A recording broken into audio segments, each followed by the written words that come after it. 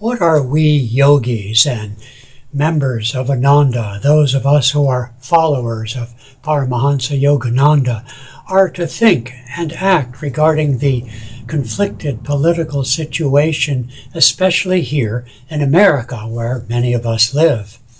I'd like to read, I don't normally read these things, but I'd like to read a statement that we here at Ananda in the state of Washington in America have shared with friends and members and the public. At the annual meeting of Ananda leaders from around the world, we discussed the importance of being a beacon of hope, peace, and harmony in the midst of our conflicted world. Paramhansa Yogananda was sent to the West in 1920 to plant seeds of peace and harmony through Kriya Yoga. As Yogananda wrote of Babaji in Chapter 3 of the Autobiography of a Yogi, quote, "The Mahavatar is in constant communion with Christ. Together they send out vibrations of redemption and have planned the spiritual technique of salvation for this age." Unquote. Peace and harmony are the fruit of an uplifted consciousness. The work of Yogananda and the lineage of self-realization masters, and we as their disciples, is to do our part to uplift the consciousness of individual souls. The channel we've been given for our service is the practice of Kriya Yoga, and here at Ananda, the establishment of intentional spiritual communities, as Yogananda once predicted long ago in 1948. Such communities can demonstrate for everyone that peace and harmony can be found by individuals of every race and nation who live and serve together, guided by simplicity and high ideals. Inevitably, questions arise regarding government policies, politics, and politicians. Recent years have seen an upsurge in the intensity of polarization on all such issues. We at Ananda are asked, what are your views? As all souls bear the stamp of divinity, and as this world of pleasure and pain is steeped in duality, where absolute good and evil, right and wrong, can never manifest absolutely, we must be circumspect. Divine Mother, through the law of karma, ensures that even evil can produce some good by raising in others the awareness, compassion, righteousness, and a desire for peace. This does not excuse passivity, however, in the face of injustice and suffering. Our position, quote-unquote, is simple. First, Ananda's public service of sharing the teachings of Yogananda is the greatest contribution we can make to this world of woe.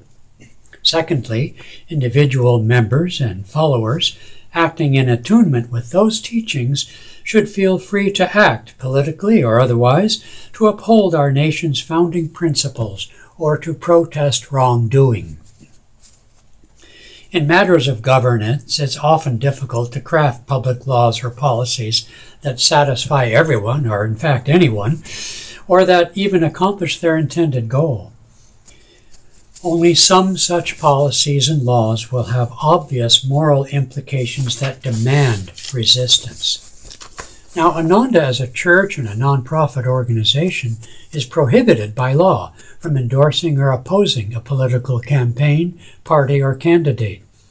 But the scope of this proscription is limited. It cannot be used to silence the voice of moral authority. However, as an organization comprised of individuals with diverse viewpoints, Ananda will generally stay focused on what we do best and what is our greatest contribution to harmony.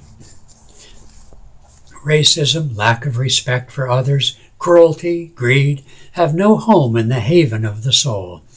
In the body politic, attacking the basic checks and balances among the branches of government or the principles of our Constitution are serious assaults against the health of our nation. Our response as an organization is to actively promote the lifestyle and consciousness of yoga and to foster the establishment of intentional communities. For some individuals, they may feel engaged in political action. At Ananda, both conservative and liberal viewpoints are welcome and are encouraged to seek understanding and respect for one another. Each has a valid contribution to make in steering the individual and the nation toward peace and harmony.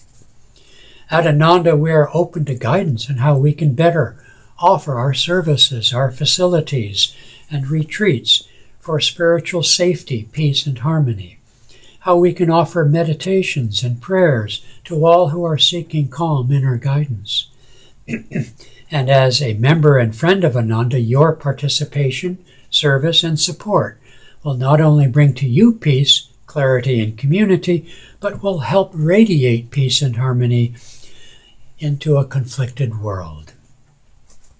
Peace and harmony flow only from within, not from without. One cannot legislate peace.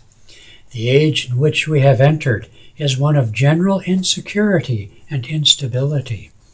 In response, the avatars of the age offer to humanity the inner path in which we can stand unbroken amidst the crash of breaking worlds, as Yogananda put it. As Swami Kriyananda, our founder, described his life, he said, "Peace is my bottom line." In divine friendship, Nayaswami Hrimna Padma and the ministers and staff of Ananda Sangha of Washington.